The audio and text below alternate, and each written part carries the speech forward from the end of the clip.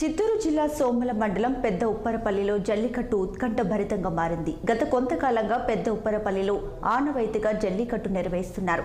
ఈ క్రమంలో జల్లికట్టును తిలకించేందుకు చుట్టుపక్కల ప్రజలు కర్ణాటక, తమిళనాడు రాష్ట్రాల నుండి పెద్ద ఎత్తున ప్రజలు పెద్ద ఉప్పరపల్లికి చేరుకున్నారు.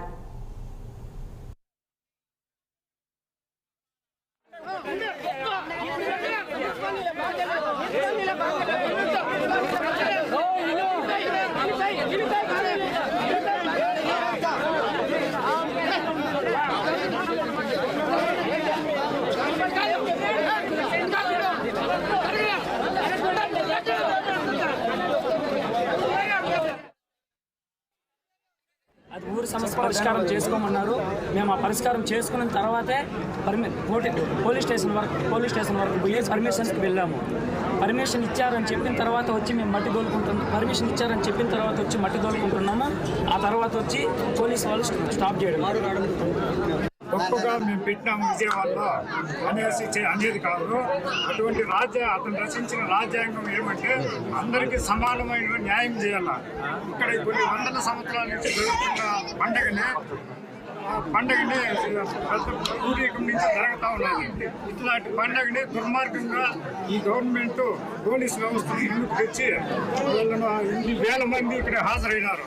అటువంటి అందరి యొక్క అభిప్రాయాలను కొమ్మలో తగ్గించి పోలీసు ద్వారా అంచేసి దౌర్జన్యం చేసి ఇక్కడ ఈ కార్యక్రమాన్ని జరగకుండా నిలిపేస్తా ఉన్నారు.